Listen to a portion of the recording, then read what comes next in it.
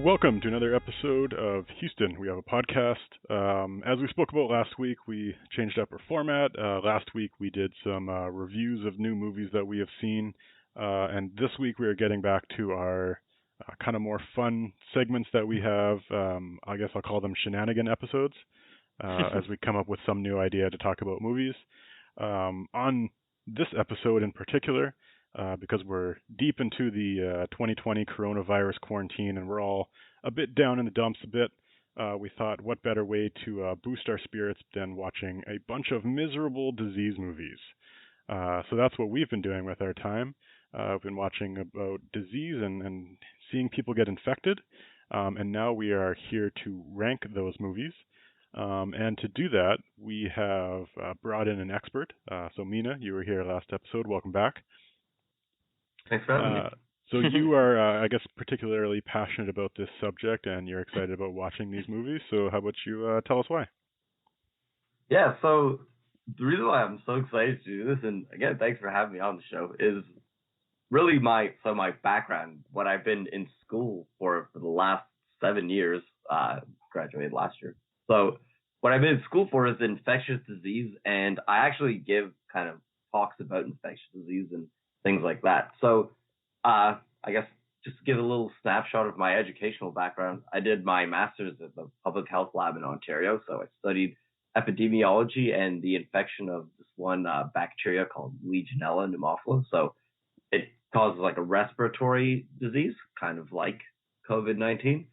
Also, then after that, I did my PhD. So I am technically a doctor, and I have one credit card that says Dr. Mena. The rest I don't, because I felt like that would be too douchey. Anyways, so my PhD was also on infectious disease with a focus on like foodborne pathogens, so salmonella and listeria, and also how the immune system kind of senses and responds to those types of pathogens.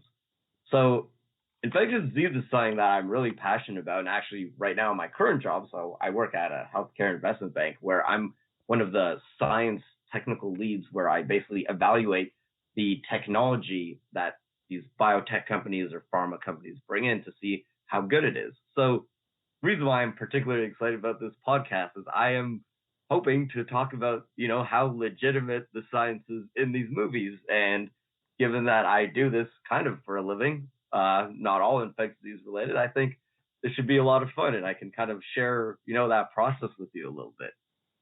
Nice. Well, we are excited to have your credibility to this show. I'll definitely be introducing you as Dr. Mena on our title for this episode, and you can tell us how actually correct some of these movies are. Point out where they're definitely false. So obviously there's a lot of disease movies out there. There's a lot that we could have picked for this.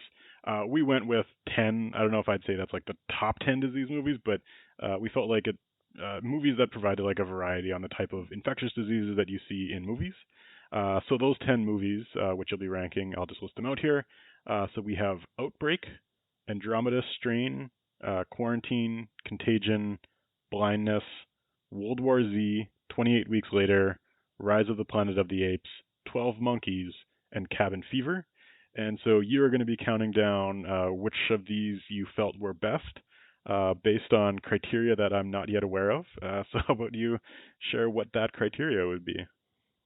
Yeah, so I guess I really wanted to focus in terms of evaluating it like on the realisticness, although I would say maybe 5% or 10% of evaluation is how much I enjoyed it, of course, because, they're movies and you're supposed to watch movies for entertainment. So you have to take that into account to a certain extent. But the rest of it, I would say, is kind of broken up into two portions. One is how realistic the infection is. So when I say that, I mean like how rapidly it would spread, likelihood of people being resistant or not, like how people would identify it, things like that, kind of the science. And the second part is kind of like the personal aspect, like how the government would respond, how people would panic and things like that. I think that's actually a very important part of infectious disease and disease in general, because I think, as people panic, as I think we have real life examples of this now, like, or don't panic for that matter, and don't take it seriously, then you spread it much, much more, and it gets much, much worse. especially something that is infectious, that's clearly an important kind of point of kind of debate. So I guess really I'm going to talk about scientific factuality and likelihood of spread in kind of the social aspect. And then of course how fun it was. So yeah, those are the criteria. Does that make sense? Yeah, was that clear? Yeah, I think the realism factor is kind of an interesting point because like there's a few of these movies where I feel like the response from the world was almost more real than what our reality today is. It's almost like we're living in unreality right now.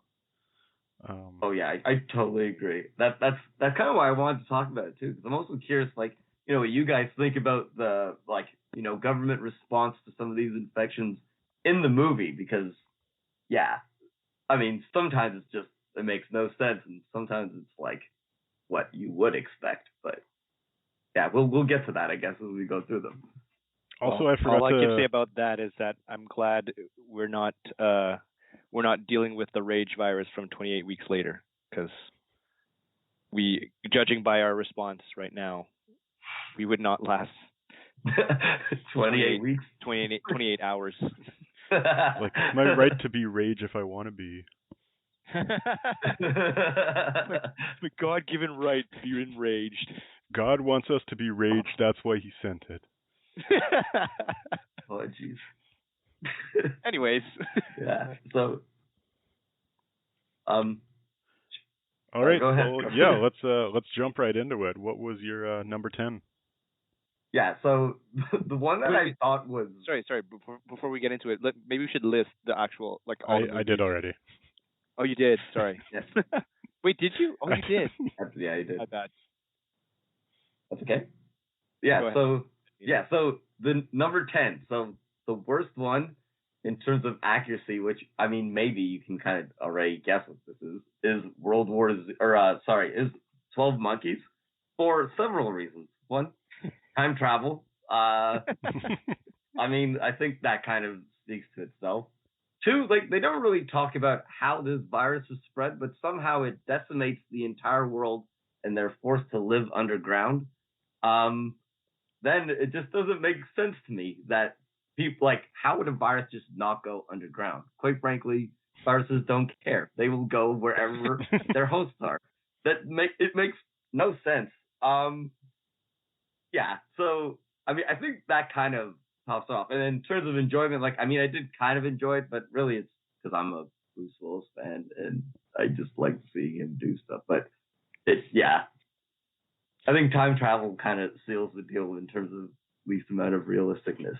So I feel like I have to defend this movie somewhat because I really enjoy it. Okay.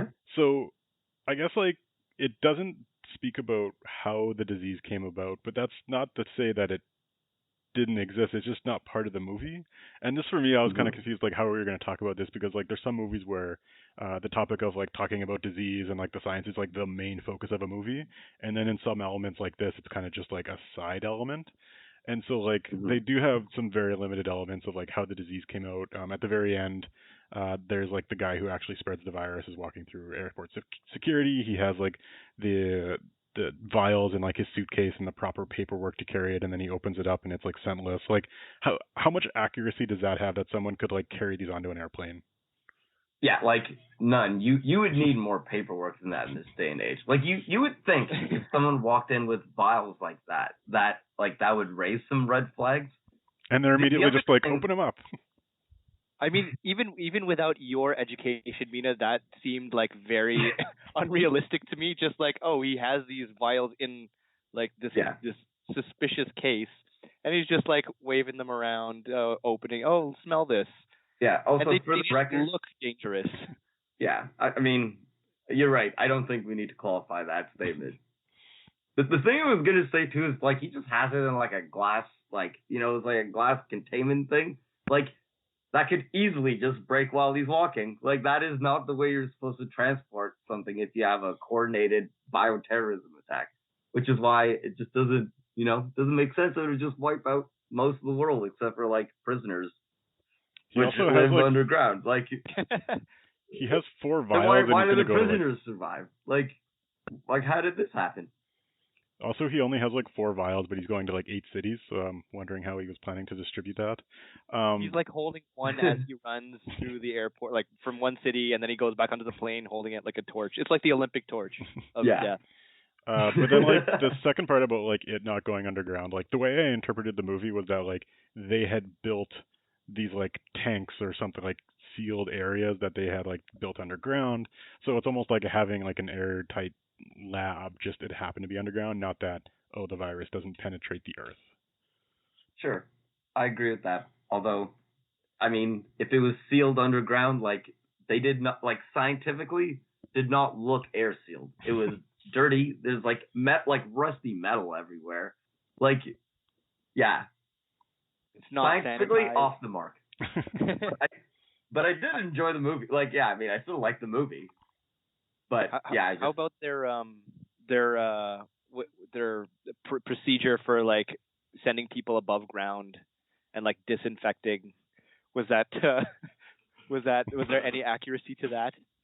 No, but I mean, also time travel. So no, like there's parts where in the beginning before they sent him back in time where like when he saw the bear, where they're hosing him down basically. I mean, I will say to a certain extent, you do like, if you want to know how you normally travel through these things, is that there would be like some kind of a bath, but usually like there's phases. So it's like you get washed, you go into another thing, you're sterilized with something else, you go into another thing, sterilize, you put on your sterile suit, and you're good. But they basically just hosed him down, like they washed him like they washed a car, like. Well, I mean, maybe that's why they failed in the end. Yeah, they could have developed better time travel. That would have helped. Yeah, instead of sending him to like one. Yeah, they screwed up twice. Hey, I mean, the Hulk couldn't figure out time travel. You're right. It's hard. You're right. I mean, I think we've nitpicked enough about the sanitary standards of the movie about time travel. I actually thought World War Z was going to be the worst one on your list. I mean, okay, so World War Z, this is a nice segue. It was my number 9. It was, although to be completely fair, I had a hard time deciding which was 9 and which one was 10, because those two are neck and neck to me. Although, like, okay, I shouldn't say this right off the bat, like, the scientific concept of zombies, like, they don't really exist, like, and they can't exist, obviously. I was going to say don't really is different from can't, so I was worried for a second. I mean, there's actually, so there is something really interesting, so I want to bring this up because I thought it was kind of cool. Have you heard of tetrodotoxin? Comes from pufferfish. Have you heard of this before? Either of you? No? I've heard of toxins that come from pufferfish, but not specific names. So, okay, so the reason why I said doesn't really exist is because there is this toxin that actually, so if you go to Japan, you have to, and you order pufferfish, they have to cut it perfectly. Otherwise, it'll have tetrodotoxin in it. And what it does is it actually can stop your heart, and it stops kind of nerve signals. And at the right dose, you can actually put someone into a coma. And then if doctors try and assess if they're alive or not, there will be no pulse. So you'll think they're dead. And then you bury the people, and then they wake up in their own coffin. This is like actually horrific. But in Haiti, there's actually stories of this happening where there's apparently, so there's this guy, they call him the voodoo killer, where he would basically give his victims like a little bit of this toxin.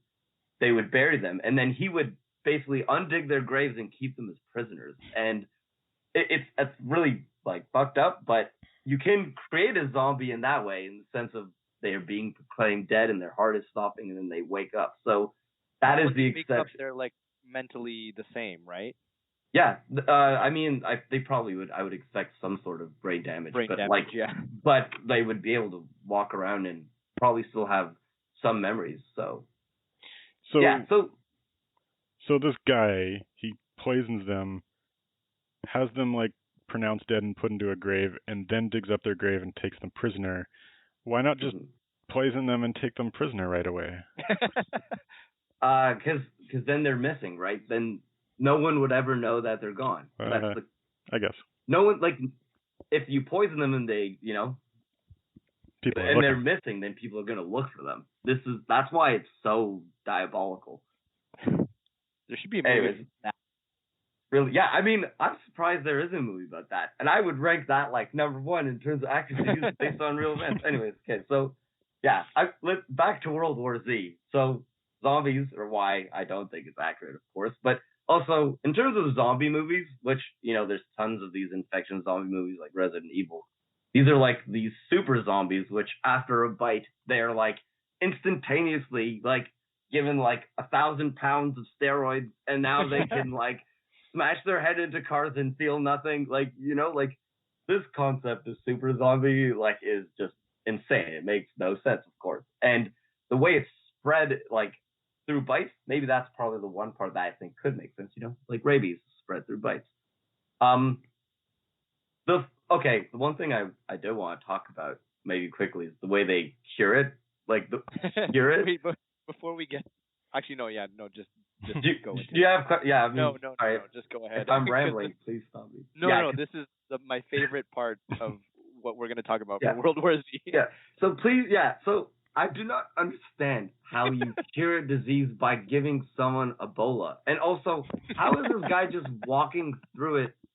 Like, this horde of zombies, like, he's fine. Like, this guy should be, like, coughing, sneezing, like, struggling to walk, and probably collapse before he gets out of that containment room. But, like, instantly? Does Ebola act, like, instantaneously if you inject it into your bloodstream?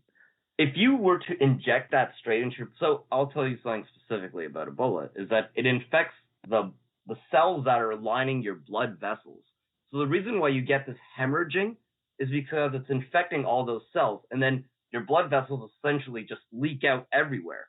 Ew. So it would happen very quickly. I would say if you inject a strain to your bloodstream, then maybe half an hour, you would start hemorrhaging out your eyes and your nose and your mouth.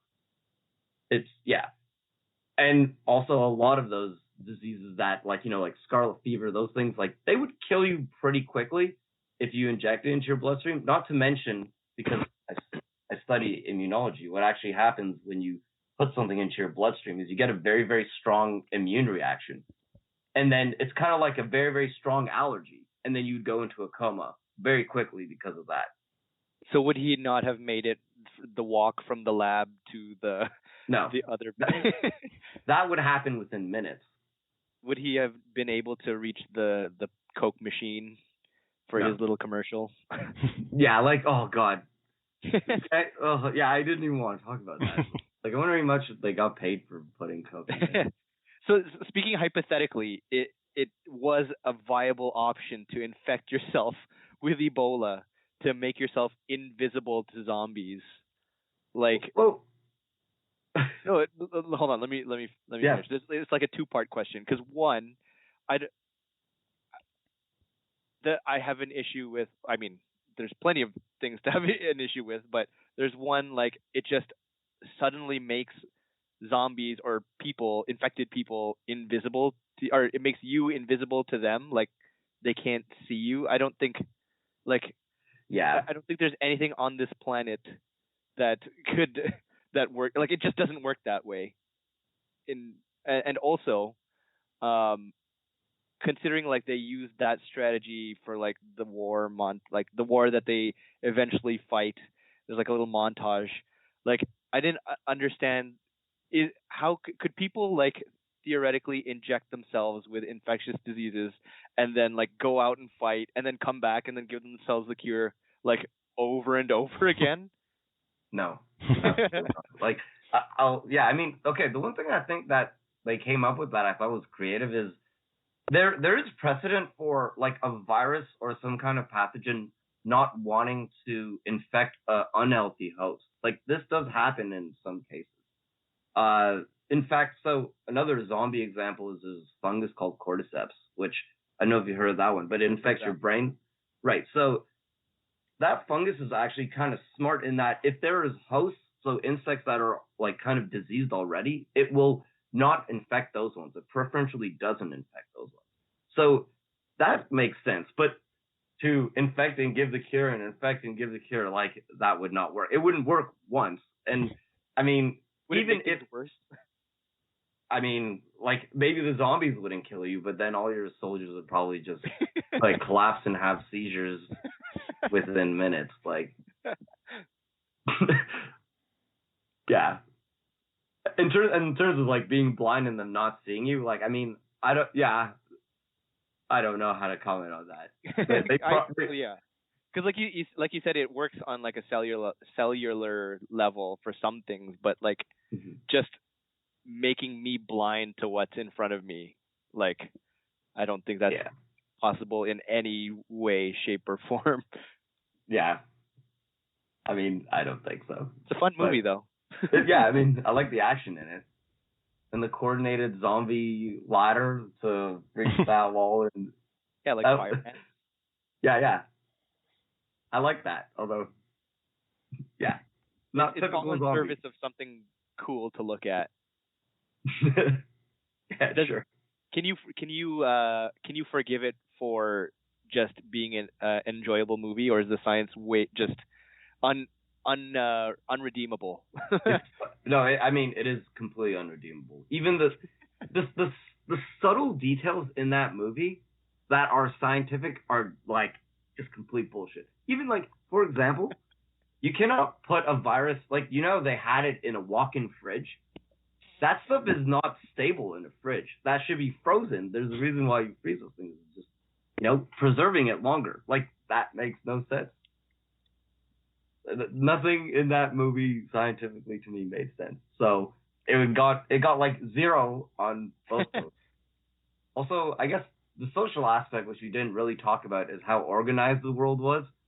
I felt like, you know, like Israel had like this wall and all this, and like they just let people in. Like, that makes no sense. Like, are you kidding me? Like, we're not letting Americans in right now. Like,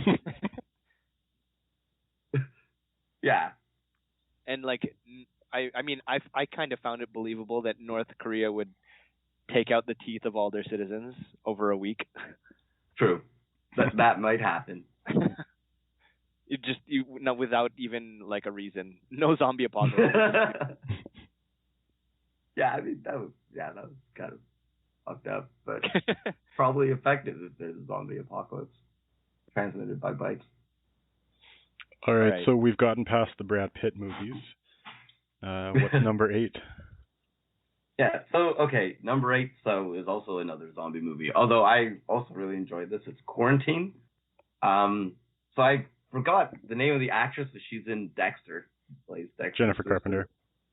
Yeah, thank you. So I mean, she's a great actress in general. And the thing, okay, so this is a step above in terms of zombie movies because, you know, they try and make it a little bit accurate with the transmission through bites and things like that. The things that I think are kind of accurate-ish are the fact that they actually quarantine them because, you know, if the U.S. government knew that there was something going on, they would quarantine them. Although, the thing that I thought was unrealistic is that they waited that long. I think, like, in real life, they probably would have just gone in and, like, wiped everyone out because that, you know. You think they would have just exterminated, like, people, like, the entire building?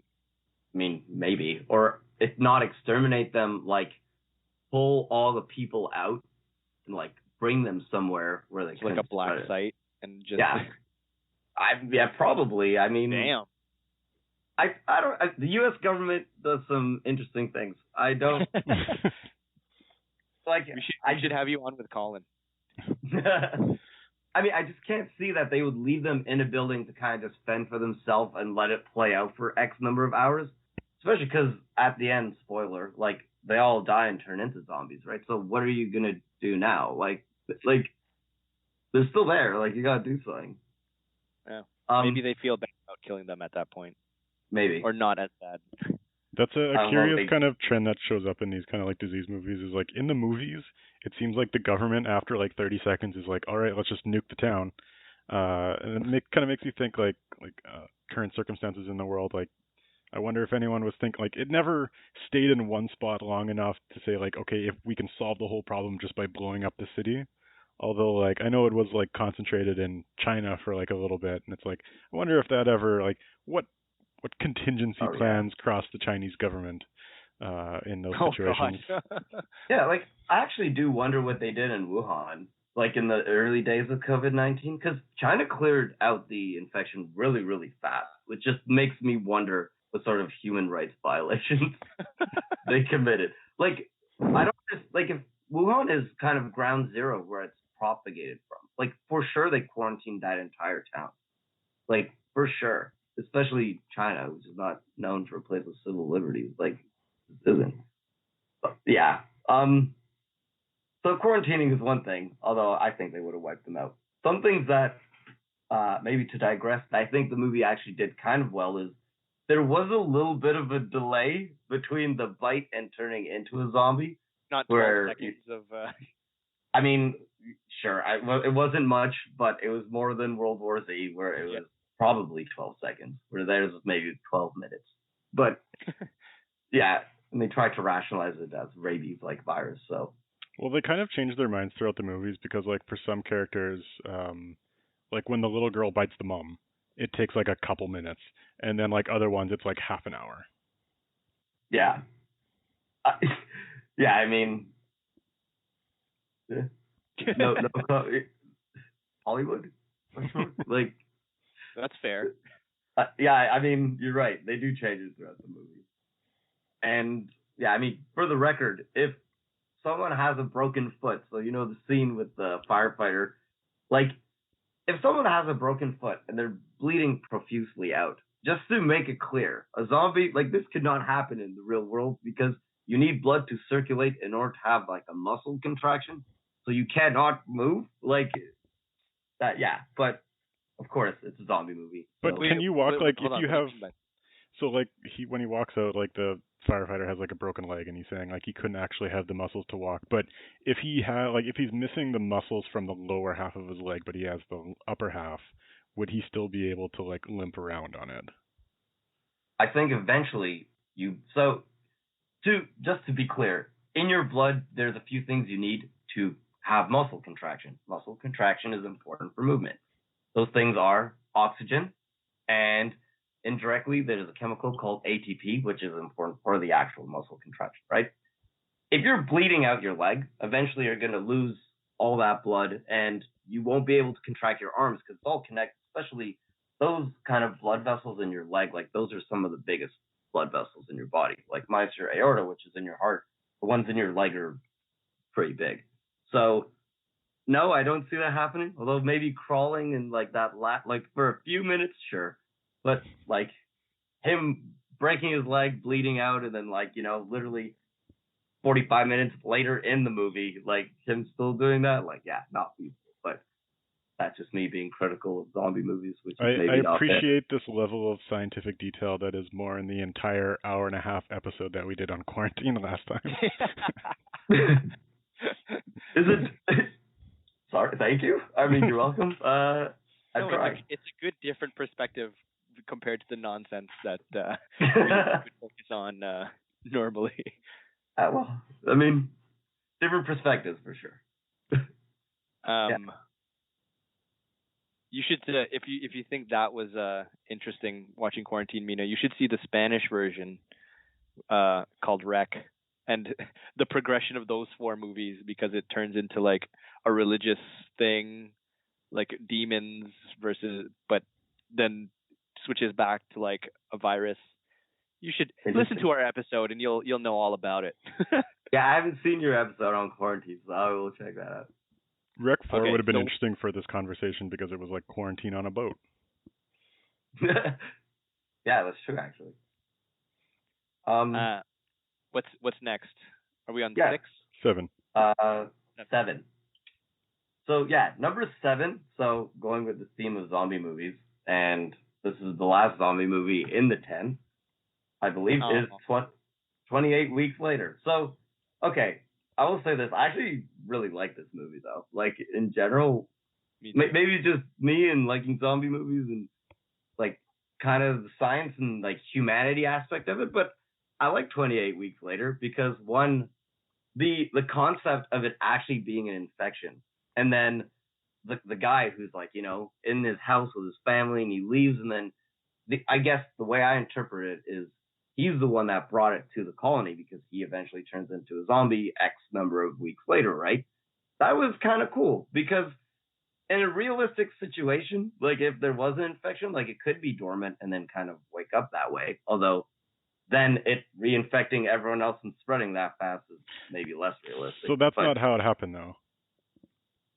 So that's not okay. No, so he was clean and he left the colony and he came back to the city, and then his wife, who was infected but was like partially immune to it, so she was a carrier but never infected. Right. And then when they kissed, that's when he got it and then immediately turned into a zombie in like 30 seconds. Oh, it was the kiss that did it. Yeah. Okay, well, so much for that. In that case, does that just completely throw your notes out the window? 28 weeks. No, I mean, actually, the thing that was kind of cool about 28 weeks later is they did talk about the concept of immunity, and if it is an infectious disease, there is a very good chance that some people just naturally will have resistance to infection. This happens for like basically every type of infection we know, including, by the way, like HIV. Like there's rare genetic mutations in some people that cannot get infected with HIV. It's really interesting. So this is just because of genetics and kind of random mutations that we have. So I actually like that part. So I would still rank that above quarantine because, I mean, that was somewhat scientific and like, you know, rescuing the kids because one of them, you know, the boy who like got bit and he didn't have anything, even though his eyes changed color, like this is kind of cool. And that would actually be how you would come up with a cure probably, is finding those resistant individuals, seeing what's in their blood or in their genes, and then trying to like figure things out from there. So I like that. I mean, that's still actually a modern, I would say, approach to kind of dealing with. While we're on the topic of immunity, one thing I wanted to ask you about was herd immunity, and if you can explain that to me. Don't get him started. What's your question specific? Like, I just like, what is it? Like, how does that? Like, what it just seems kind of like I get the concept, but it's like, yeah. Is that a thing that actually has scientific basis?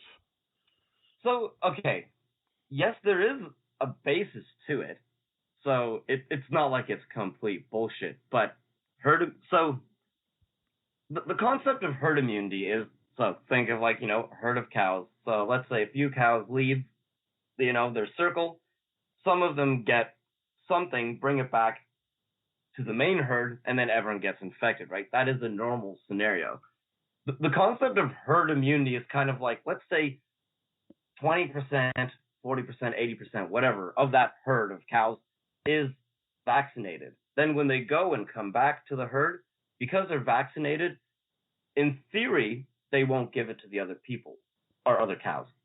But the one thing that I think it's kind of important to mention is actually like 28 weeks later, which I just, you know, that like how someone was kind of a carrier, like that can still happen with a lot of diseases actually. So and actually what's kind of interesting is even if you're vaccinated, it doesn't guarantee that you won't be a carrier, which is kind of a scary concept. But yeah, I guess I can delve into that a little bit more if it helps, but there are different types of immune responses, and in some cases you can get responses that are protective that will make you not a carrier, and in some cases you can get responses that make you protected, but you could still theoretically be a carrier.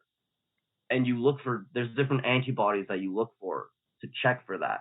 So herd immunity could exist if you have those protective non-carrier type of vaccines, but you don't know that until you do a lot of testing. So going just by the concept of herd immunity is quite dangerous for a population. It's unfortunate that the dude's wife did not have this conversation with you before she decided to kiss her husband. Otherwise, she might still have her eyes. So I kind of interpreted that like she gave it to him on purpose because she was mad at him, but then I rewatched it today and I was like, yeah, she kind of died really violently right away, so maybe not. I know. I've read that theory before, and like just immediately, I don't understand how you can still have that theory after watching the scene. Also, he goes and kisses her. She never says anything or like consents to it in any way. She just lies there. Well, I mean, she could have been like, True. I mean, she does as much when he's like beating the shit. That's like that was just like, it's a great movie, and but that scene was like tough to watch. Yeah. Like I like out of scary things, in like probably the scariest scene out of any of these movies. Heck, it's so personal, right? I mean, yeah, that and just also like the eye thing. Oh yeah, God. I don't know. I wonder if that's where they got like Game of Thrones, like the maybe that's where they got it from. That's the oldest movie I've seen where they do that. Do you guys know if 28 Weeks Later and 28 Days Later was directed by the same guy? I don't think it is. I don't think it was, right? No, 28 Days Later is Danny Boyle, and then I think Danny Boyle produced 28 Weeks Later, but didn't direct it. Oh, okay. Yeah, or maybe it was just a callback to 28 Days Later, because it's just with the eyes in both movies. They had to keep doing that. Yeah, it's an eye thing. Gross. In general. Also, completely unrelated to infectious diseases. I really love how they had Idris Elba play an American military general while he's in London, even though he's British. Yeah. I didn't even catch that. I never realized that before, because I didn't know who he was when I first watched this movie, but like watching it back, it's like, oh, that's Idris Elba. Yeah, I like that too. Although I didn't realize that until you mentioned it. Also, speaking of like extreme government responses from earlier, I wonder if China's response was similar to 28 Weeks Later. Oh my God! All targets. Yeah, like. God. It was very organized. I will say that. What was the code? It was like code. I guess it was just code, right? Where they basically carpet bombed the entire base. Yeah. Or first they put like. Remember when they put all the civilians into like a dark, what was it, like a storage area? And didn't lock all the doors into that area? Yeah. Yeah. What was, I don't know if I just missed something, but was that like, did they do that on purpose to like, because they were planning to just let them die, or? No, I felt like they were doing that to like protect people. Just wasn't very good. Except it's just poorly executed because it's pitch black and the doors were not locked. Yeah. Also, one thing that kind of annoyed me, and sorry, I'm going to nitpicky now, but like they set up this interesting premise like early in where you have like all the people living in these condos with glass windows, and then you have snipers looking at everybody. And I feel like the purpose of that is like if there is an outbreak, you can see it in a building, and you have snipers who can like take care of it.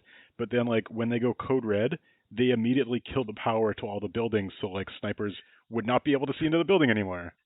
Yeah. I agree. That makes no sense.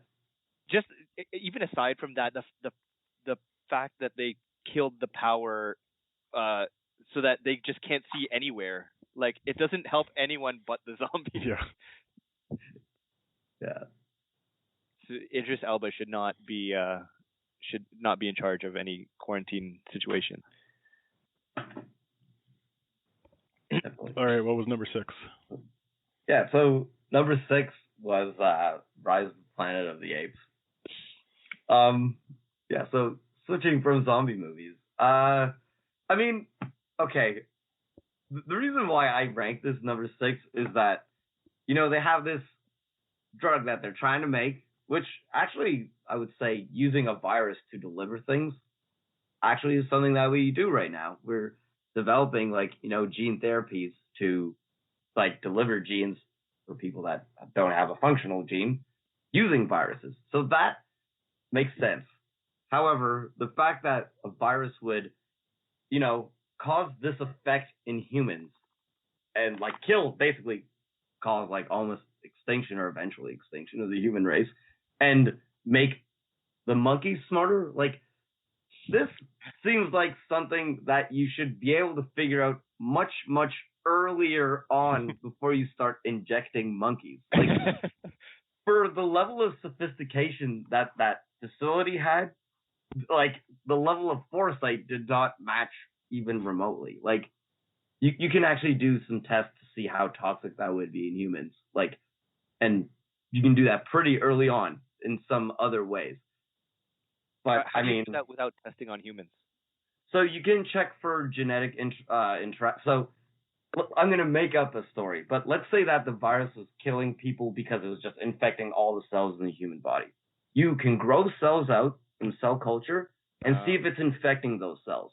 So you could check if it's going to give you kidney toxicity, liver toxicity, brain toxicity, etc. You can do those tests. And in fact, before you can even do a clinical trial or even the monkey studies, you need to have some kind of documentation that shows that you can do that. Like, that's part of animal ethics. You need to justify that, it's especially for like a pharmaceutical grade drug. You need that kind of testing. And there's other kind of more like computational models of predicting now, but you can test those things out. Also, I mean, just the general idea of a drug that kind of makes you smarter, which I guess was like the point that they tried. Like, the limitless drug does not exist and it never will. So, like, even if it's a virus, it can be a pill, it can be both. It doesn't work that way. You mean we can never unlock 90% of our brains? Yeah, that whole thing is bullshit, by the way. You know where the saying comes from? I'm actually so mad at that. It's like anti-vaxxers, like, okay, vaccines don't cause autism. The reason why people think it caused autism is because someone published an article which was then retracted. And that guy should, quite frankly, well, he's dead now, but he should have been put in jail for that because of the repercussion. Yeah. The whole thing about like you only use 10 or 20% of your brain, what that came from is in your brain you have different types of cells, okay? So you have nerve cells or neurons, which do the traveling of electricity or, communication. But you have 80% of the cells which support the neurons' function. So they feed them, they clean up debris, things like that, and those are actually the majority of your brain. So that's why people say like, oh, you only use 20% of your brain. It's like, no, you're using 100% of your brain. If you didn't have that other 8%, the 20% would die, then you would have 0%. And so do we use them just for other things? Yeah, we use them to support that other 20%. Yeah. I'm not going to go into that. That makes perfect sense. Which, like, now that you say that, is kind of disappointed that I never thought about it that way. I mean, okay, that's like more upper level biology. You need to go to Mena. You and most people, I think, still believe the 20% hypothesis. Maybe I convince you. Okay, I still believe in vaccination, so that I have that going for me. Yeah, then you're smarter than most people. Awesome. Yeah. So what did you like about Rise of the Planet of the Apes then? Yeah, so I like the fact that it was a virus, and there was this. I mean, okay, as shady as this is, I think using or trying to kind of push a drug out as experimental as it is to make people smarter, like, because there's so much money in that, like, I could see that conceptually being a thing. Although, back to what I was saying before, I think there's safety things like tests and stuff that they would do before it gets to that phase. So I do agree with that. And the fact that it was a virus, I do think that was really interesting. Also, what is kind of cool, and I could see, is if it infects like monkey brains or monkeys or primates, like non-human primates, in one way and humans in a different way, I could see that. Not maybe as drastically, but that is something that could happen. And actually, monkeys and kind of like actually most primates besides humans have very strong immune systems, stronger than us. So there is a possibility that it would not affect them and kill them in that way. Although I think it's just the thing that killed it for me was the fact that like they just didn't check any of these things before wiping out the human race. Like, maybe I'm just hinging it too much on that, but some of the other parts are definitely accurate. You always have to have the one party involved that doesn't do their homework. Otherwise, there's no movie. You're right. Otherwise, the planet of the apes does not rise. Yeah, also, so the society aspect. The fact that James Franco basically helped the human race become extinct. Like, if this guy's, smart, he should think about how, there's a monkey that has this thing in the real world now that, that is really fucking dangerous in general. Like, you would think after years of experience, he's gonna care more about this cute baby monkey versus everyone else on Earth. Like, I don't know. Yeah. Hindsight is 20/20 for James Franco on this one. I mean, and he immediately dies, I guess, in between this and the sequel. So, and he's never mentioned again, I think. Yeah. So, I think that's his punishment. Video recording in the second one for like 5 seconds. Oh yeah. I don't even remember. I actually forgot. I forgot about the whole like drug part of the movie, which is why they became smart. The only thing that I could remember off the top of my head before, when we first brought this movie up, was that it's just like there's a pilot and he was sick and he got everyone sick. That was the only thing I remembered before rewatching the movie. So I was really curious how we were going to talk about it about this. But cool. Story, yeah. One thing they did do well is try and kill the monkeys as they were escaping. Because that is. So you tried. Been on that side. I mean, hopefully not, but maybe. I don't know. I like to think I'd be James Franco, but the villains would have been right actually in this one. I mean, if they killed them, there's a chance they could have saved the human. Well, I mean, I guess it depends who else got infected before they escaped. But I mean, if the pilot still would have gotten everyone sick, but then the monkeys at the same time wouldn't have multiplied and taken over the world, I guess, right? It's true. Okay, so we're at number 6. We're gonna take a quick break to fire some other random questions at you before you do the top 5. So I have 5 questions here. Don't think about it too much. Just give us some quick answers, whatever's on the top of your mind. Okay, first question. You're cooking up the perfect virus to eliminate the human race. What are some of the elements that you use? Oh, very easy. So what you want, number one, most important thing is something that is infectious, so can spread very easily. This is actually there's a ratio called R0, which is basically how much it multiplies and spreads. One of the movies we'll talks about R0. But so you want something with a very high R0. That's basically how infectious it is. And if you want to wipe out the human race, I mean, it's pretty simple. The other feature is something that is very lethal. Although a good virus would be one that is infectious, asymptomatic, so you can keep spreading it while they are infected, and then would have a very rapid onset of death. So what would happen is you would get sick, spread it to a bunch of people, not knowingly, then they would die. And then you would have this in multiple waves, and you could wipe out the human race actually pretty quickly with that. You are now on every single watch list in the world, Mena. Listen, I have a PhD in infectious disease, and my last name is Abdel Noor. I already assume I am. So, I would advise against giving your last name on the internet. Oh, whoops. Okay. So the next question is kind of a part 2 of that question. So say you're the guy from the end of 12 Monkeys who's going on like his road trip to spread virus all over the world. Where would you go on your trips to? We're just digging that hole for you right now. I mean, yeah, I could be enabling a bioterrorist. Yeah, I know. I mean, this is pretty logical though. You ideally want to go to cities that have a lot of traffic. So, I mean, you would, and by traffic I mean like connections to other cities and a lot of flights per day. So, I think Frankfurt in Germany is the biggest airport in Europe, so that's one.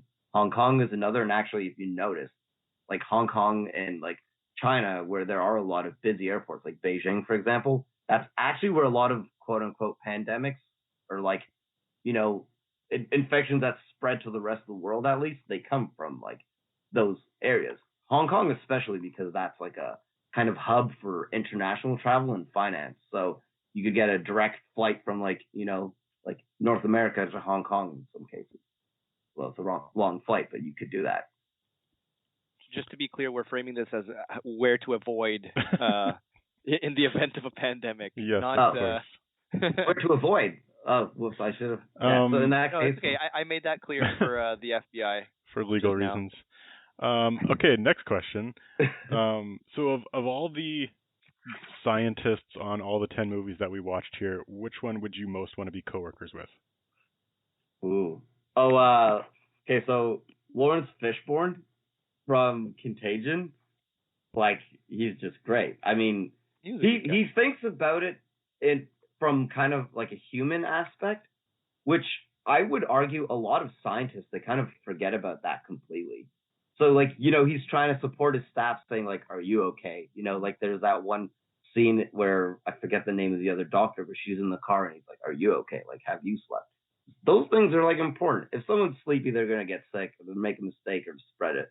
And you really have no room for error in the case of an infection. And also, having a compassionate coworker is just generally a nice thing, isn't it? Cool. Yeah. Okay, next question. If you were the president of the U.S. and there was an outbreak in, like, let's say, small town Colorado, what's your, like, go-to first few steps to control it? Okay, so this is going to be fucked up. I'm just going to go for it. First thing is wall off the town. Don't allow anyone in or out. You have to do that. And people are going to protest, but, like, you just need to stop that from happening. That is number one. Once it leaves that small town, it's going to infect everyone else. So that's key. Second thing is find people that are infected, try and isolate them, of course, because, it's about rings of quarantine, if you will, like concentric rings. So you isolate the town, isolate the infected people, isolate the people that they've been in contact with. And then if you do have an infection that's particularly lethal, unfortunately, I think studying the autopsies is actually a very good way of finding out kind of, even though it's post-mortem, what happened and what didn't. And if you can find people that are resistant, again, like I kind of mentioned that earlier, that is pretty key to trying to find a cure or a treatment. So I think, these days we have pretty good technology to analyze those things fast, but if you find genes that are protective, it gives you hints to what drugs or vaccines might work. I'm glad you didn't immediately go for, like, bombing the city, so that's good. Okay. No, I wouldn't do that. The final question I have is, out of the 10 diseases from these movies, if you had to die from one of them, which one would you most want to die from? Cool. Okay, well, I'm supposed to not think. I would say World War Z, the zombie bite, because that is super quick, and also you get superpowers after. It looks kind of painful, though, for that. For 15 seconds.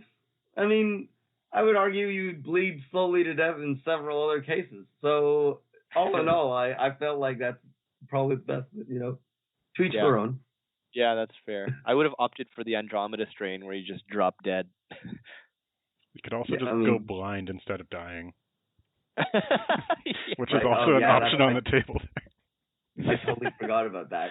Okay. Good point. Let's continue with the top 10 with your number 5.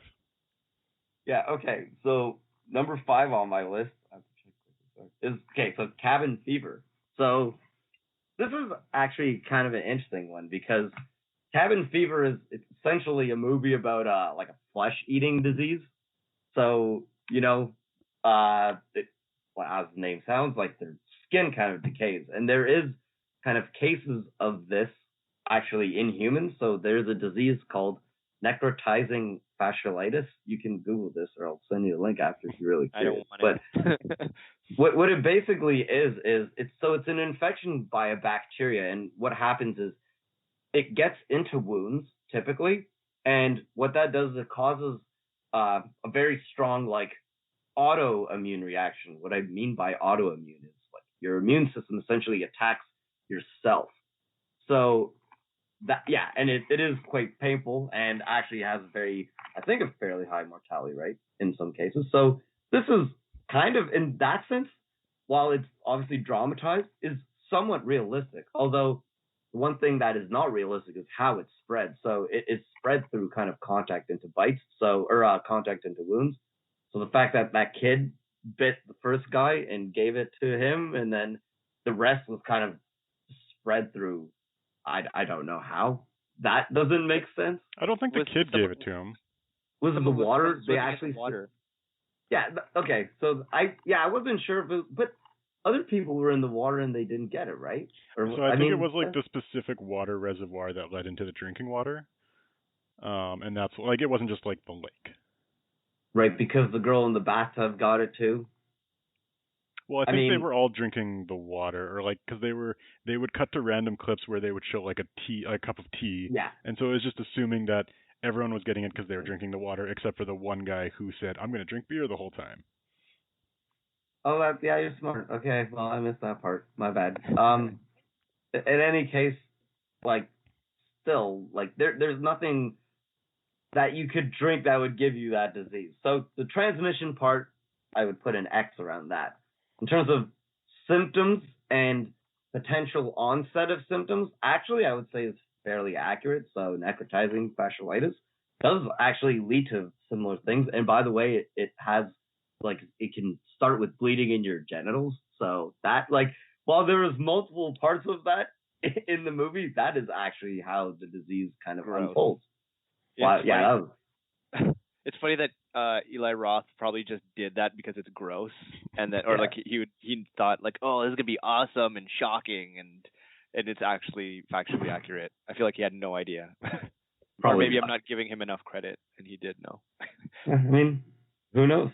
But yeah, I did actually kind of like that part, which is like, while it was fucked up, I'm like, okay, like sure, yeah. Although, anyways, I mean.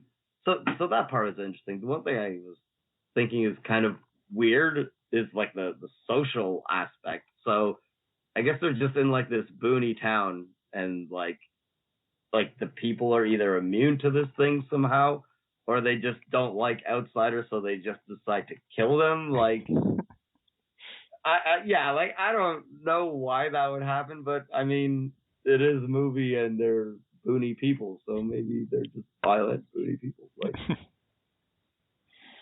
yeah, slightly more realistic than World War Z, I would say. Slightly.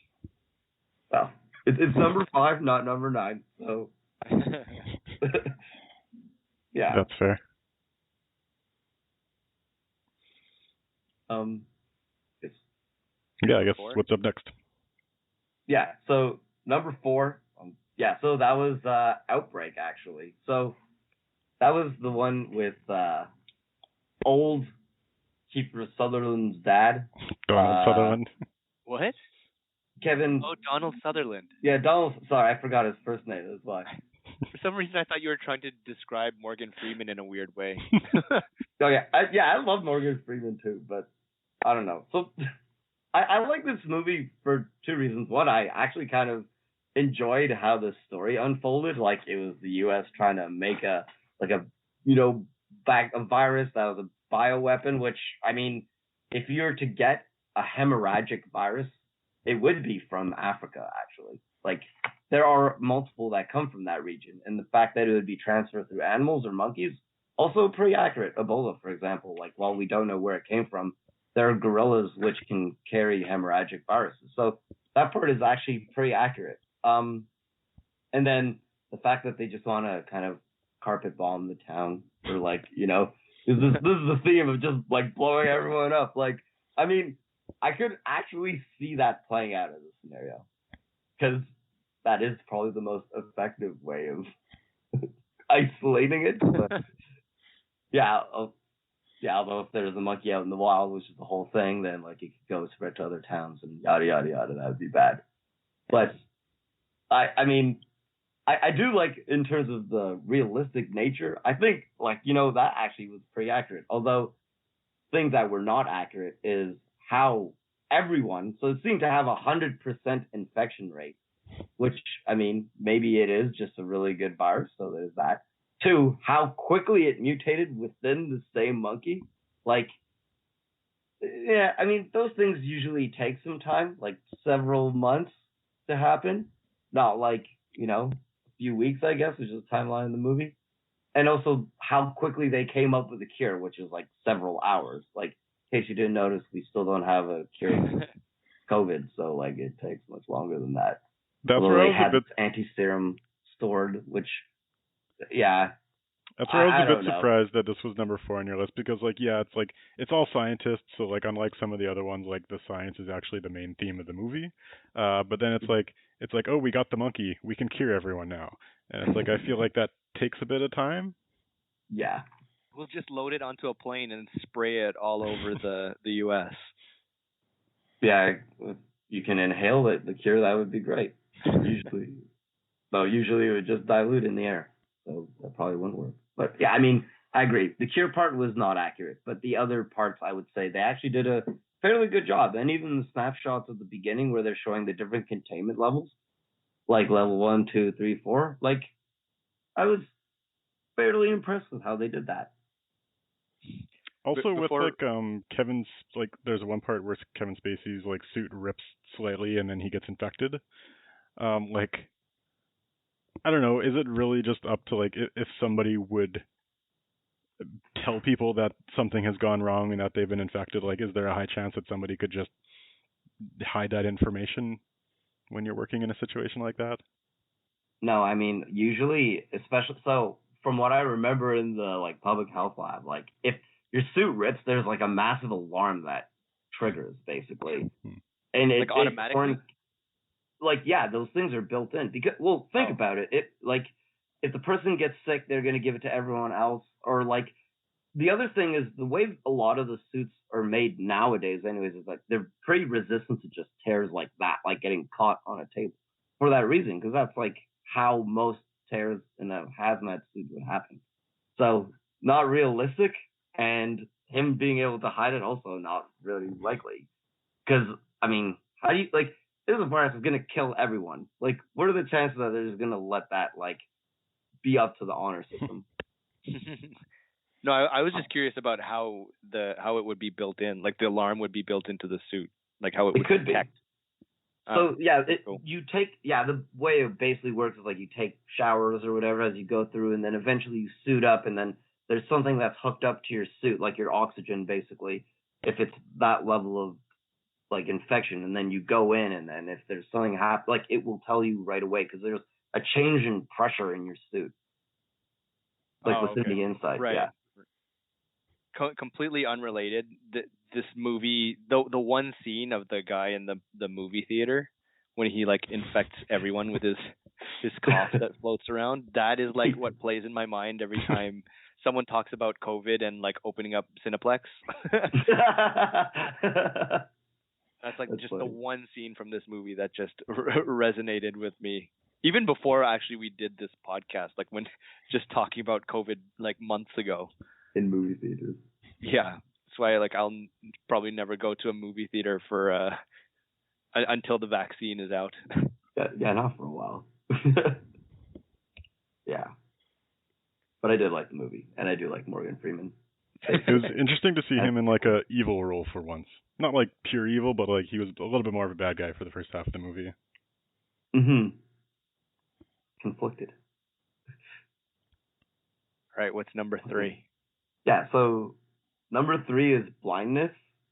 Yeah, so we're definitely going towards the more realistic side of, like infection or disease-related movies, right? Like, this is something that you think this is okay. Well, I'll tell you why it's realistic. Yeah, go ahead.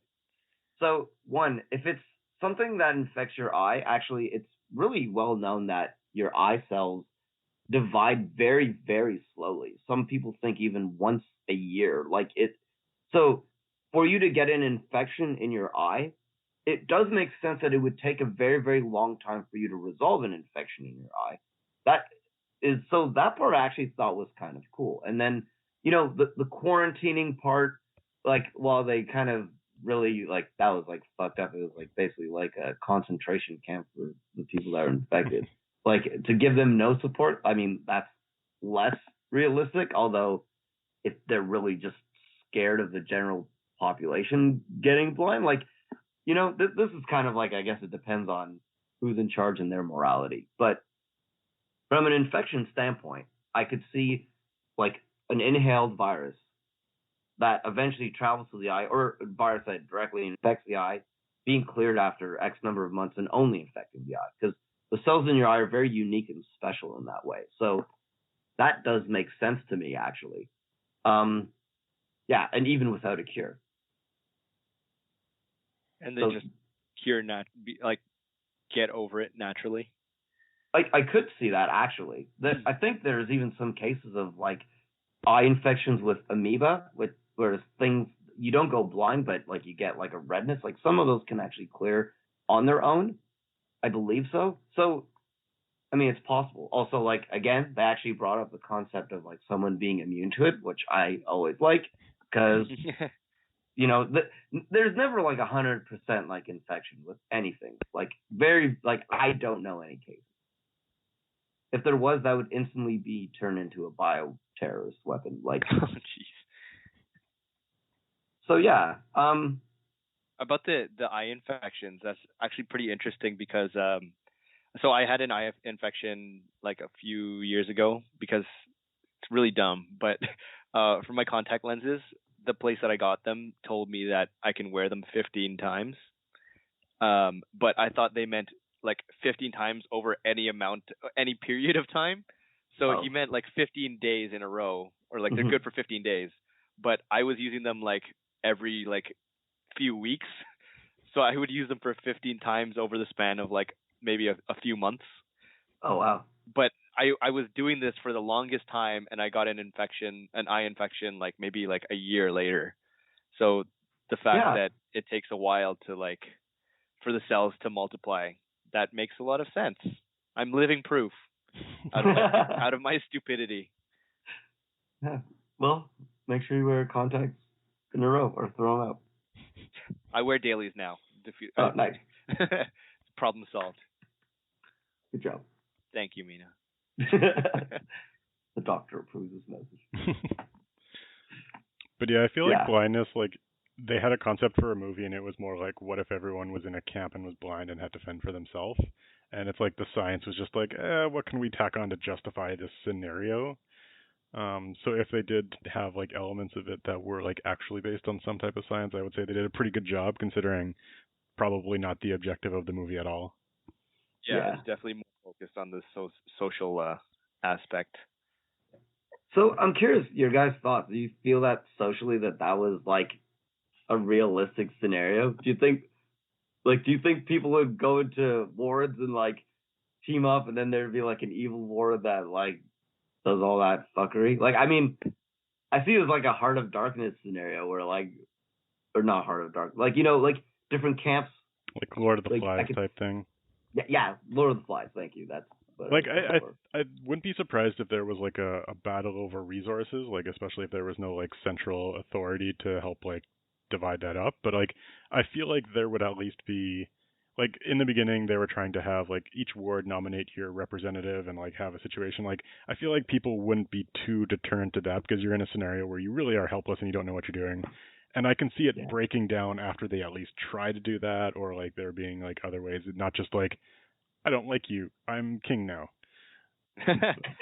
Yeah. The only thing that makes it more believable, or that I feel it's likely for something like that to break down and just have the king take over, is when the guards or the people that are supposed to be in authority just completely disappear. So these people are left to fend for themselves, which is what happened. I mean, I don't know. As the resident expert on the social aspect, no, I don't know. I mean, I like to think that it wouldn't happen, but I feel it's, I don't know, it's possible in such an extraordinary situation, especially if they're completely left to fend for themselves. And I wonder if it's a bit more played out, because I know it's based on a book, and it's I wonder if there were guards there initially that leave at one point, and it's more of a slower, I can see it getting to that point eventually. It's just how quickly it happened. Because even compared against the Stanford prison experiment, obviously humans are capable of resorting to those type of situations. It's just it's just how quickly it happened, I guess, was the unrealistic element of it. Yeah. Yeah, I guess that's a good point. Okay. Should we move on? We're at number 2, right? Yeah, number 2. I'm curious about which is 1 and which is 2 here. Oh, yeah, well, number 2 is Andromeda Strain. Yeah, So the reason why I really like this because they do like very calculated experiments to figure out what it is, right? Like, I mean, this is for a movie of its age. Like, it's definitely more accurate than any of the other movies that we talked about. I would say in terms of like how they figure it out, the speed at which they do so. Like, I was like really impressed by that. Even like the subtleties. So like they use like a 0.2 micron filter. They can't pass through the 0.2, so therefore it's like a cell. Like I have done things like that in the lab myself, which is like really cool. Like so I like the testing and like the levels of sterility and like the fact that they're irradiated and go through these things. Like the fact that there's a kill switch built into the whole system. Like those things make sense, right? Like I actually really like that. Now, of course, it coming from out of space and this being like a self-replicating crystal. Like, I mean, yeah, like that's, yeah, I mean, I don't think that that's going to happen anytime soon. You got to add some fiction to the science fiction. Yeah. I mean, of course, I think that's what makes it a bit more fun, too. One thing I wanted to say, sorry, go ahead. I was just going to say, it's funny because, like, the things that you liked about it, I think this is why I didn't enjoy watching the movie. which is not a knock on what you do, because I do find what you do interesting, but like it's when you're watching a movie and it's not like, as much as we hate on it, it's not Hollywoodized at all. It's just like it's watching a lesson, like a science class. Yeah. And on top of that, I was like sleepy and hungover. Like, there was points where I was definitely just like completely just letting it play in the background, because like nowadays when them doing the test is where you would put a montage. No, you're right. Yeah. I guess I'm a nerd, so I love that stuff. Which is fine. Yeah, but though I did appreciate like they were like they were true to the science. It's just it didn't make for easy watching. Yeah. No, I mean, I get that. And you're right, it would be a montage. And that movie would be much shorter. It would, yeah. What were you going to say? Oh, yeah. So, one thing that actually I did not like, which is the way that it's cured at the end. So, they talk about the pH. So, you guys know, what do you guys know about pH in, like, swimming pools, and blood? Like, pH is basically acidity, right? Just so we're clear. I know that. Yeah, so your blood does have a very, very narrow pH. If it's even like a 0.3 or a 0.2 too high or low, like you would get acidosis or alkalosis like they talked about. The thing that doesn't make sense, which I'm just poking holes in this, is they say it travels through the air, which they show, right? With the, the experiment with the tubes. But air itself actually has a pH, by the way. So you can Google the pH of air, and it changes depending on, humidity, things like that. But the pH of air can be like 5.5, 5.6. In some cases, it can be like a little bit more. And that was outside the range of what was, what the organism could live in. So that was kind of unsatisfying as a cure treatment. But I mean, given everything else that they did in that movie and sticking true to real science, like, I was prepared to forgive it. By the way, because we were talking about the air experiment, one thing that it was uncomfortable first time I was watching this movie is there's like a scene where they're exposing the monkey to the air, and I'm like, oh my god, they actually killed the monkey on air for this. Oh yeah. But then I read up about it, and they did not. What they did is like they a really good actor. No. So they had a room that was completely filled with CO2, and the box was filled with oxygen. And then so when they opened the door to it, it basically just sucked all the air out, and it fainted.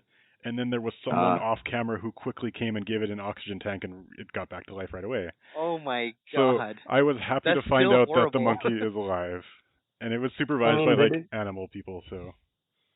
Yeah, at least they didn't kill it. I thought they would have killed it too. I thought for sure they killed it on like air. Yeah, just watching that, I was like, wait a second, what's happening? Also, so I rewatched 12 Monkeys right after that movie, and they showed that same clip in 12 Monkeys. Did they? Oh, really? As a throwback to Andromeda Strain, as a reference to it. But yeah, there's one scene where they're in the the mental asylum, and like it's when he gives Brad Pitt the idea that it's like, oh, everyone needs, because there's like a news report about like animal cruelty, and that scene is one of them. Oh, that's so cool. Yeah. I didn't rewatch it for that. 12 Monkeys was, I didn't particularly enjoy 12 Monkeys as much either. I mean, not to the extent of Andromeda's Strain, but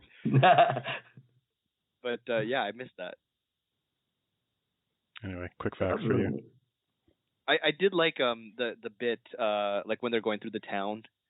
For some reason, I don't know why. Just actually, now that I think about it, that's probably like the worst part of that movie, when they're like discovering the like all the dead bodies. And then there was also the part of the virus or the disease that like it made some people kill themselves in like weird ways. No, I think it was that like they were dying slowly and they were in pain, and so those people just kind of went crazy and killed themselves. Oh, okay. Yeah, I thought it was like sort of like the Happening type. No. We should have included the Happening on here. I feel like we should have. Have you seen The Happening, Mena? Yeah, I've seen parts of it though. Oh, okay. I feel like we should have covered that one, because that would have definitely been ranked 15 out of 10. Yeah, I mean, you probably die a slow, painful death if your blood was turning into powder. True. Yeah. Shall we finish it off? Number one? Go for it. Yeah, with the big reveal.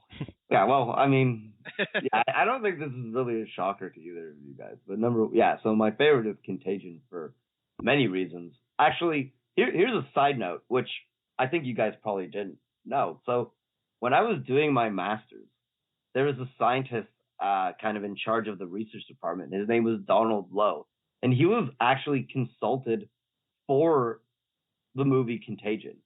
It's really interesting. Yeah, so he wasn't my supervisor. He basically paid my salary indirectly, so he was like kind of in charge of that. But he was also a great guy, and he was actually in charge of the response to H1N1. So he's kind of like a big shot. Now he passed away like a few years ago, but I like the level of detail in that movie, and like how accurate they try and make like the discovery process, how long it takes. Like they say like several months before we have a vaccine, like you have to test it out. The lady like injecting herself, like I could see those things. I mean, maybe that was like a little bit extreme, but they're like the Barry Marshall shout out where like the guy discovered what caused ulcers. Like that has happened before. And like I could see in a very dire situation like this, like someone trying this out to save the world, like as noble and crazy as it might seem. You think anyone's doing that right now? I'm not making any vaccines. I'm working for the investment bank doing the consulting now. So luckily I don't have to. But I don't know if I'd do that. I found this one very realistic too, because they had hydrochloroquine in it. Yeah, I love that. They actually use chloroquine or hydroxychloroquine. No, I mean like the Fortune, the fake one. Yeah, and that part is really cool too. Actually, like the spread of false information, like society basically going crazy and like rioting. And so here's the thing that's actually really interesting. I thought is, so I don't know what the R naught of COVID-19 is, but the R naught of the virus in Contagion is like around 2, but it's for sure much, much less than that. COVID-19 is, that is. So as scary as this sounds, I could see like an alternate kind of reality, like another way this scenario would play out, where if there was a more infectious virus that did have this delay and lethality, I could see a situation like that actually playing out in the real world, especially when you have a government that doesn't respond well, like in the U.S. Like it's scary, but like I felt it was very accurate. I mean, and as a side note, all the scientific testing they do, like that was on point. Like the way they store it, all that stuff. Like I love that shit. Like they do that like the way I used to do it in the lab. So. They just showed it on screen a little bit faster, which I appreciated. Yeah, of course. Also, the R naught of COVID-19 is a median of 5.7. Seriously? I just looked it up. So I guess it's the refract. Oh man, that's according great. to healthline.com. Right, but I guess the difference is the fatality is like 2%. Yeah, and the fatality of like the contagion one was like 25%. They talked about having like 26 million deaths within like a couple months. So. Right. Interesting. I still think that could happen in the real world. Like, if you were to get the contagion virus in 2019, like the way it played out, like we'd be fucked. I still think we'd be fucked. Especially because, like, I mean, the other thing that's kind of interesting that they highlight too is like the healthcare workers and like the effect on the people kind of like on the ground trying to like, you know, cope with it and like how they eventually get sick, because those are the people that are really the most at risk. And like, yeah, I mean, I think we kind of forget about that part. Like the CDC worker who's like there, like the one that I've mentioned before is like talking to Lawrence Fishburne, like she passes away during the middle of the movie, like literally like in the middle. Yeah, because you have like that one, like the main whistleblower who was in Wuhan who ended up dying from it as well. And so it's like, yeah, that seems like a realistic element to it. But it was interesting watching this and like certainly watching it right now and comparing it to like how the world has reacted right now, because it's like the worst that Steven Soderbergh could think of for this movie is like, oh, a government official was corrupt and told their friend to get out of a city, or they were asking about who was paying for a gym. They were like, that's as bad as the social reaction is going to get, when in reality it's just like President of the United States denying it even like infects anyone. It's like, I have no idea. Yeah. I think the social aspect was actually maybe, I mean, it's hard to say. It's like the government handled it way better in Contagion than in real life. But like society seems to kind of generally handle it ish better in real life than in the movie. You know, like in the movie, people like start rioting and like looting and hooray for us. I don't know. Although I guess that's kind of happened. Yeah, I mean, good point. Yeah, there was nobody like shaming them on social media about how they were acting at the grocery store, which I felt like actually kind of stemmed it a bit. Like in the initial like COVID panic, like there was all those like videos of people at grocery store acting inappropriate, and it's like, oh, you can't just like trample people to get the goods. Like you're going to be seen. There's video cameras everywhere, so it's like that almost helped stem the panic that was here. Yeah, I can't wait for the COVID movie in 2025. I'm really looking forward to it. Yeah, I wonder how they're gonna portray like Donald Trump. Like, I wonder what they're gonna do with him. You know, see, I always think about that, like movies that usually have like Obama or George W. Bush in them, like as like fiction movies, like things that are not really happening, but you still have a real president. I wonder in like 5 to 10 years from now if they'll have those same movies like with set today, so they have Donald Trump in them. And if they could have a movie like that with Donald Trump as a president and not have it about him. Yeah. Good point. Yeah, like it would be interesting to have the movie take place in like China and like deal with like all like, because that would be the interesting element, is like how it started. I think that's what people want to know right now. The other thing that was kind of interesting, I thought too, was how they actually like they don't really talk too much about quarantine, which is interesting. And if you notice, like most of those other movies we talked about, like, you know, there's a city where there's something going on, they like wall it off.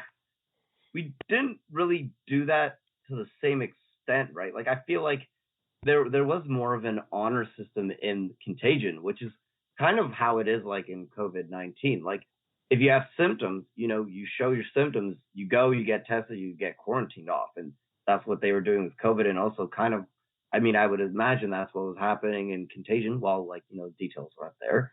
But they didn't go to the extreme of saying like it came into this city, like wall that off. The reason why I think that's interesting is because that's usually how like real pandemics actually happen, when there's something that is kind of perceived as like benign or like not that lethal initially. And then they're like, oh, it's just the flu, right? Like, it's fine, it won't kill you. And truth is, like COVID, it wouldn't really kill you. Although I would imagine with Contagion that it would, like, because people died from this, it would have been taken a bit more seriously. You know, like the like patient zero who like basically gave it to her family and all that, like she had like a seizure. Like you would think that because that happened, like people would have taken it a bit more seriously and tried to like wall off cities, but I guess maybe it spread too fast, so they didn't have the chance to do that. I don't know. I'm just trying to Yeah, like it's almost like reconcile that concept of having a city where a disease is and you can just wall it off. It's like in today's world, like that doesn't exist anymore.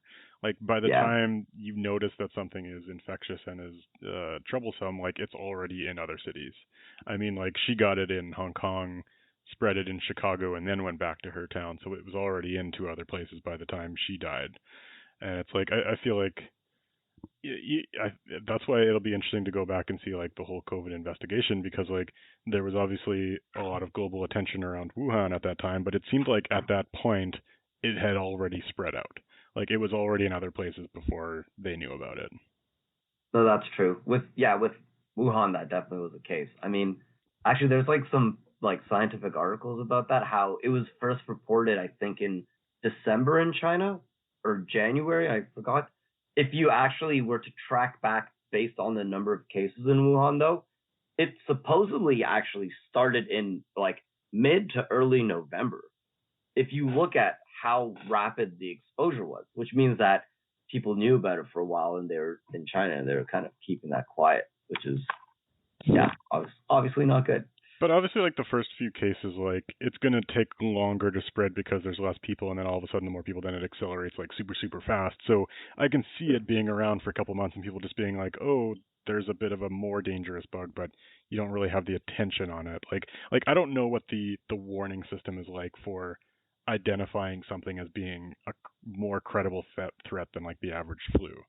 Like I don't know if you're aware Right. of what those systems look like, but Yeah, I mean, there are certain systems for that, which is actually it's calculating the R naught. So if you have something where you haven't seen it before and trying to grow it, and then seeing how frequently this keeps popping up, that is how you would kind of get alerted to it. So actually, to that point, what's really interesting is apparently like certain sites of infectious disease surveillance in China, they're actually not that well funded, and that is kind of what like people are blaming in terms of the Chinese government right now, is that like they could have detected this if there was like more money in terms of surveillance. Like for example, like in Canada, we're really good at that. Like we are monitoring things literally constantly, and things that like you wouldn't even know about it and wouldn't be in the news because we basically like we react before anything would happen.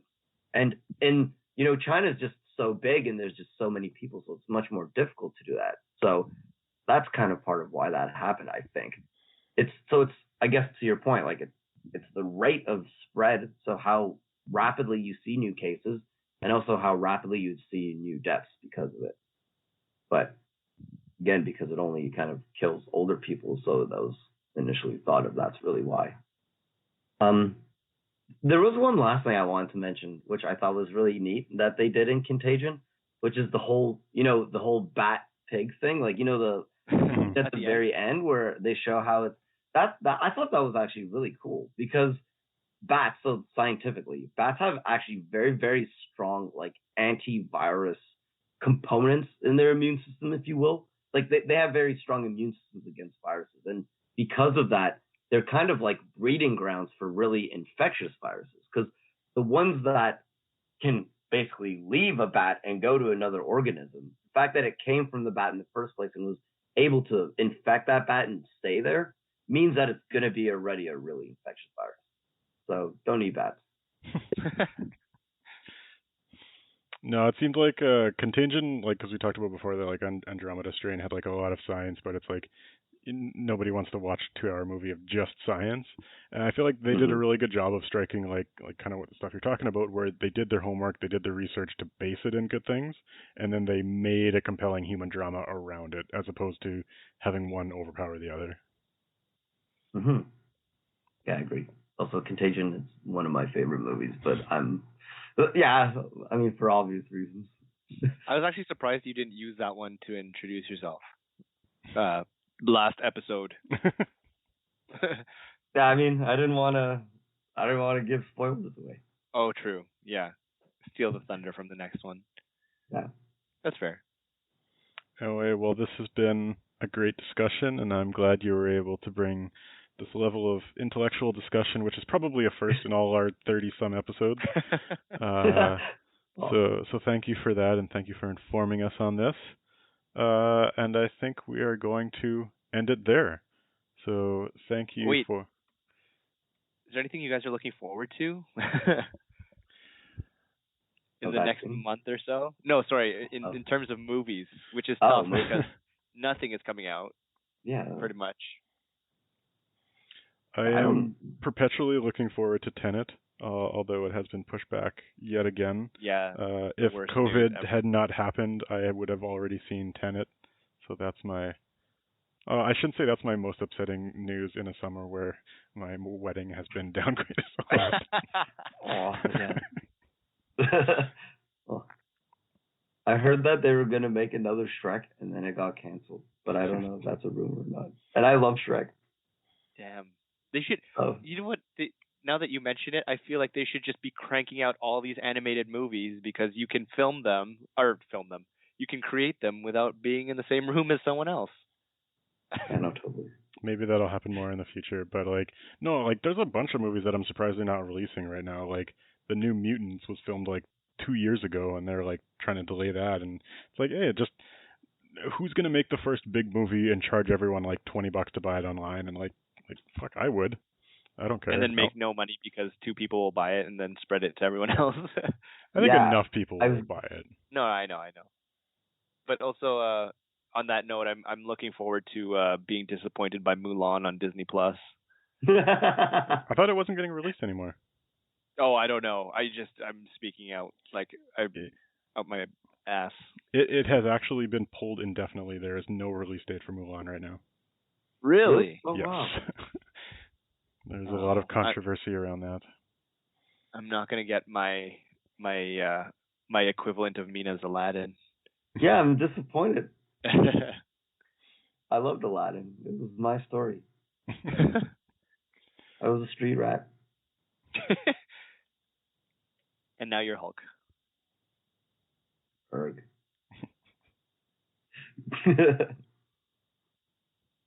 Yeah. All right, well, that's what we're looking forward to, and I guess we'll see you again soon for another review episode, and then switch back to one of these segment episodes. Well, thanks for joining, you two, and bye.